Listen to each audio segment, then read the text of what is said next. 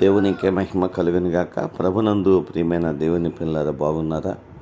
దేవుని యొక్క మహాదయని బట్టి రాత్రికాల సమంత దేవుడు తన కృపలో జ్ఞాపకం చేసుకుని ఈ ఉదయకాల సమయంలో చక్కటి సమయాన్ని ప్రభు మనందరికీ అనుగ్రహించారు.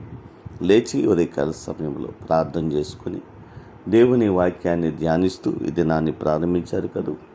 ప్రతిరోజు దేవునితో మనము ప్రారంభించడం, దేవుణ్ణి స్తుతిస్తూ దేవుణ్ణి గణపరుస్తూ దినాన్ని ముగించడం మనకు మన కుటుంబాలకు ఆశీర్వాదకరమని దీవెనకరమని కూడా ప్రభు సన్నిధిలో మీకు జ్ఞాపకం చేస్తున్నాను. రండి, పరిశుద్ధ గ్రంథం నుంచి ఒక చిన్న మాట జ్ఞాపకం చేసుకుందాం. కీర్తన గ్రంథము 51వ అధ్యాయము 12వ వచనం చూసినట్లయితే, నీ రక్షణానందము నాకు మరలా పుట్టించుము, సమ్మతి గల మనసు కలుగు చేసి నన్ను దృఢపరచుము. దేవునికి మహిమ కలుగునుగాక. నీ రక్షణానందము నాకు మరలా పుట్టింపుము అంటున్నాడు. నిజమే దేవా, నువ్వు చక్కటి రక్షణానందం ఇచ్చావు, కానీ నేను నా పరిస్థితులు దాన్ని పాడు చేసుకున్నాను. కాబట్టి నీ రక్షణానందము, నీ రక్షణ ద్వారా వచ్చేటువంటి ఆనందాన్ని మరలా నాకు పుట్టించు అని కీర్తనకారుడు ప్రభుని జ్ఞాపకం చేసుకుంటున్నాడు. నిజమే నా ప్రియమైన దేవుని పిల్లరా, ఒకవేళ ప్రభు ఇచ్చిన ఆశీర్వాదకరమైనటువంటి జీవితాన్ని పాడు చేసుకున్నావా? ప్రభు మాట నీకుతో మాట్లాడుతున్నాడు. కీర్తనకారుడు కన్నీళ్లు కార్చి ప్రభుని గణపరిచిన రీతిగా నీవు నేను కూడా దేవుని యొక్క పాదాల చెంత మన జీవితాన్ని అప్పగించి ఆయన సన్నిధిలో మనం జ్ఞాపకం చేసుకుంటే గొప్ప ఆశీర్వాదకరమైన జీవితాన్ని మనం పొందుకోగలుగుతాం. అందుకే ఆయన అంటున్నాడు, నీ రక్షణానందము నాకు మరలా పుట్టించము, సమ్మతి గల మనసు కలుగు చేసి నన్ను దృఢపరచము. దేవునికి మహిమ కలుగును గాక. సమ్మతి గల మనసును నాకు కలుగు చేసి నన్ను దృఢపరచుము అంటున్నాడు. నిజమే, దేవునితో సమ్మతి కలిగి దేవునితో సమాధానము కలిగి ముందే మనస్సు మనము కలిగి ఉండడము గొప్ప భాగ్యం అండి. కీర్తనకారుడు దావీదు దేవునితో మాట్లాడుతున్నాడు, అయ్యా నీతో సమాధాన పడేటువంటి మనసు నాకు కలుగు చేయ.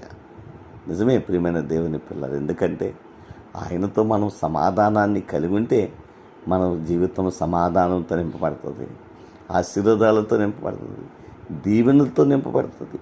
కనుక ఈ ఉదయకాల సమయంలో అటువంటి విశ్వాసబంధమైనటువంటి జీవితాన్ని మనము కలిగి ప్రభువులో సాగిపోవడానికి పరిశుద్ధాత్మ దేవుడు మనలందరినీ బలపరచాలని ఈ చిన్న మాట ద్వారా జ్ఞాపకం చేస్తున్నాను. దేవుడు అటువంటి కృప మనందరికీ అనుగ్రహించి నడిపించునుగాక.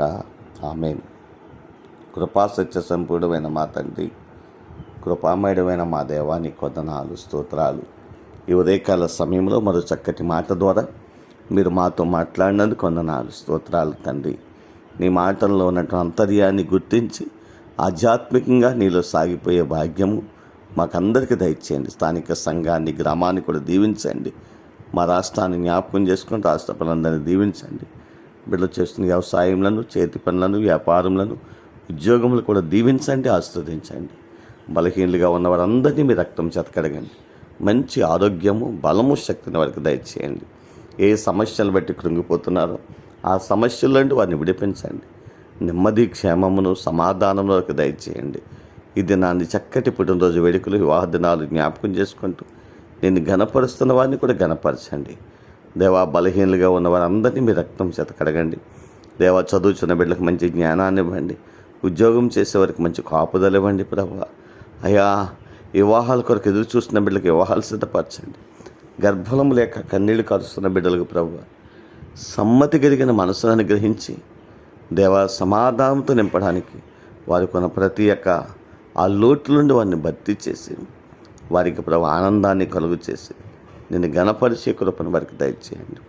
మా దేశాన్ని, ప్రపంచ దేశాన్ని కూడా దీవించండి. దేవ, ఆయా దేశాల్లో, ఆయా రాష్ట్రాల్లో ఉన్న ప్రియ బిడ్డలందరినీ జ్ఞాపకం చేసి వారి కష్టార్జితం ప్రభు వారికి, వారి బిడ్డలకు ఆశీర్వాదకరంగా, దీవెనకరంగా, మేలుకరంగా మార్చండి. మీ నామాన్ని ప్రేమించి వారు చేస్తున్న ప్రతి సత్కారానికి రావాల్సిన నిరంతర ఆశీర్వాదాలు సమృద్ధిగా వారికి అనుగ్రహించి మీరే మహిమ పొందమని యేసు నామములో ప్రార్థించి మీకు అప్పగిస్తున్నాము తండ్రి. ఆమేన్.